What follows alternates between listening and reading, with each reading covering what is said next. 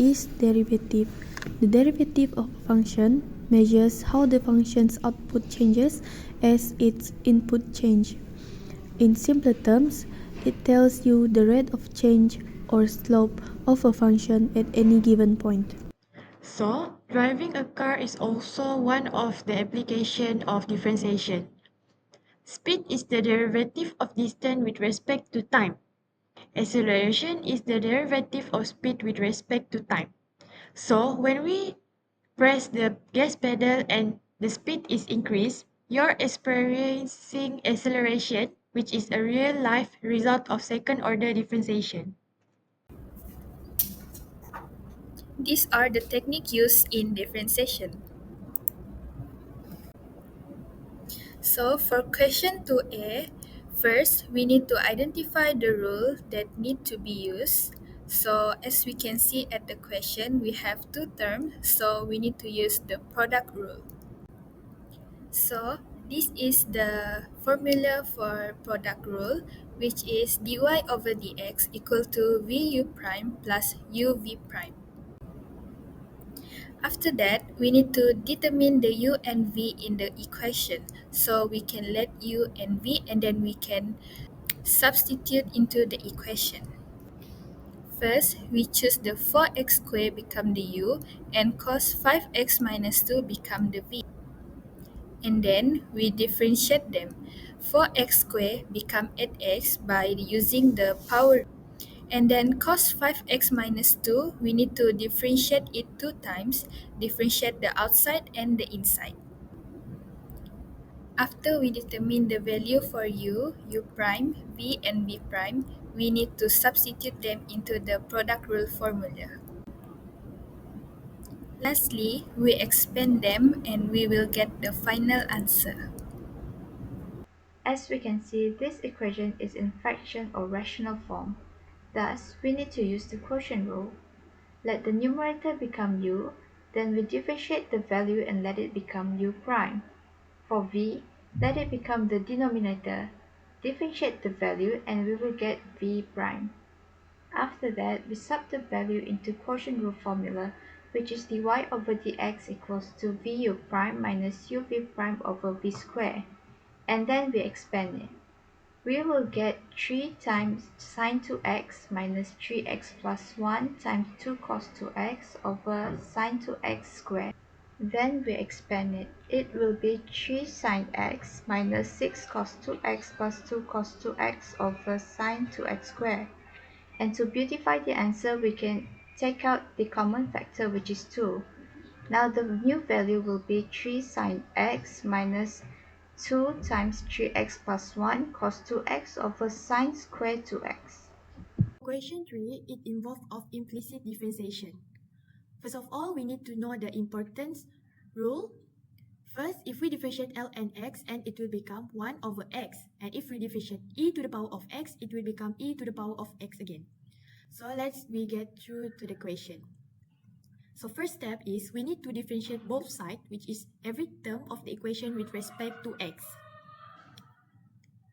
So the first step is I will put d over dx in front of each term. So you can see here, I already put d over dx in front of each term. Then I will start differentiate. First, look at this term. This involves of two terms, which is y and ln2x. Involve of two terms, we're gonna use product rule. This is the product rule. The formula of product rule is dy over dx equal to uv prime plus vu prime.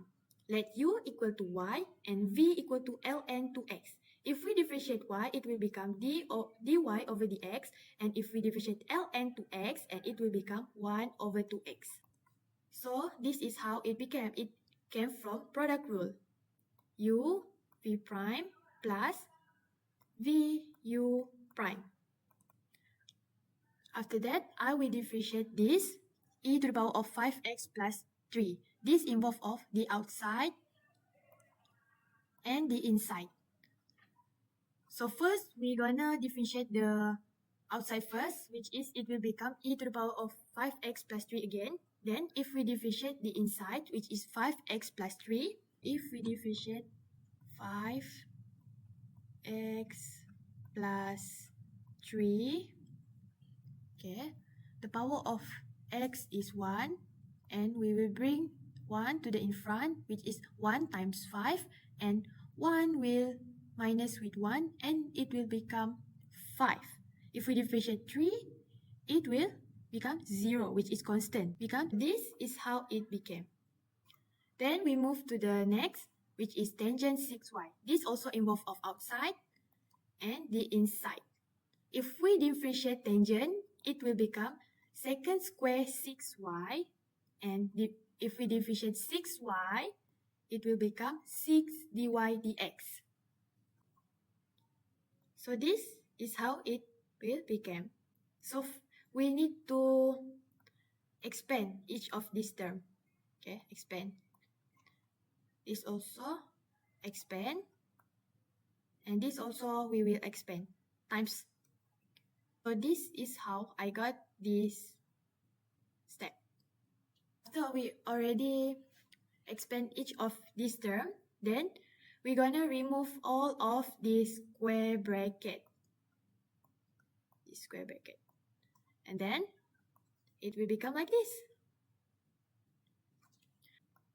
So after we remove the square bracket, we're gonna move to the next step, which is rearrange the term with dy dx on the left hand side. This term with dy dx to the left hand side, and the others without the dy dx, we will move it to the right hand side. So it will become like this. I already moved the terms without dy dx to the right hand side. Then after we move it, we will go to the last step, which is factorize dy dx and simplify. I already factorized dy dx. I put it at the back. After that, we will move this term with the square bracket to the right hand side, and it will become like this.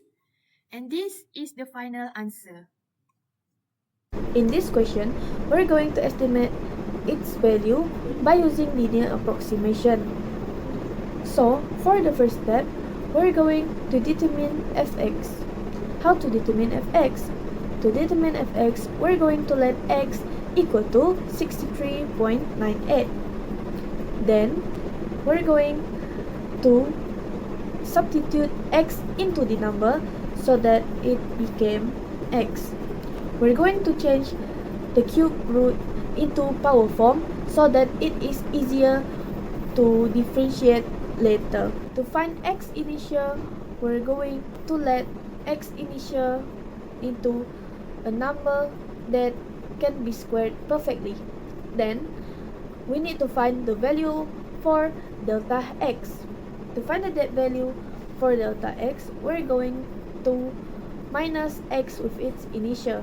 So, the answer would be negative 0.02. To determine the value for f prime x, we're going to multiply negative 2 with negative 1 over 2. Then, negative 1 over 2 minus 1. Then, we're going to calculate fx initial. X initial equals to 64.